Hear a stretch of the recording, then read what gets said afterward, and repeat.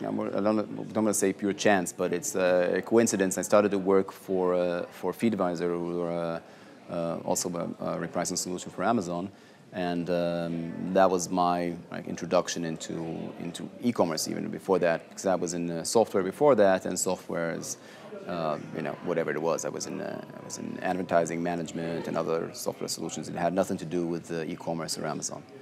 But then starting to work at FeedAdvisor for that, I became more familiar with it. I saw the opportunities with it, and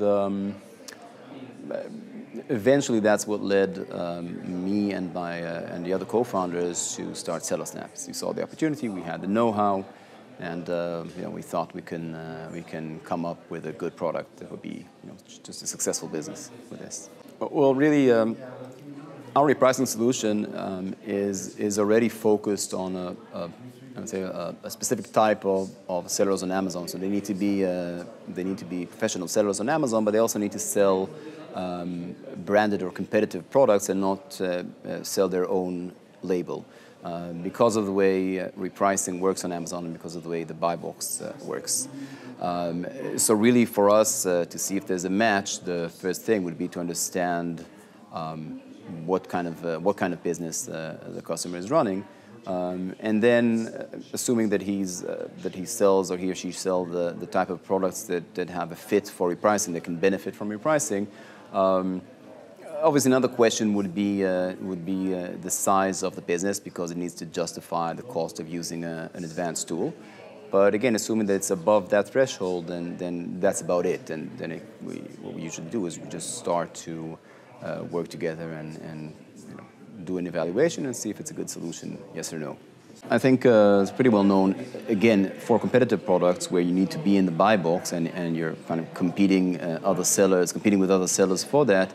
The buy box is everything, so you need to be in the buy box. But then the question is, how do you get that buy box share without just going into crazy price wars and just beating each other by a few cents every time? And that's where really the benefit of an intelligent repricer lies. The ability to optimize price, taking into account all the different considerations that determine this, and so in the end, you're trying to really optimize under the circumstances, under the competitive circumstances that you're in. So to begin with, Amazon is a good place is a good match for all these third-party solutions, whether it's repricing or analytics, and there's a variety of tools that help sellers on Amazon, and that's because Amazon have a pretty well-developed and extensive API. And that allows various software solutions to connect to it, pull data, and make changes. What we do is we collect a vast amount of data that's being pushed by Amazon or pulled by us on demand from Amazon.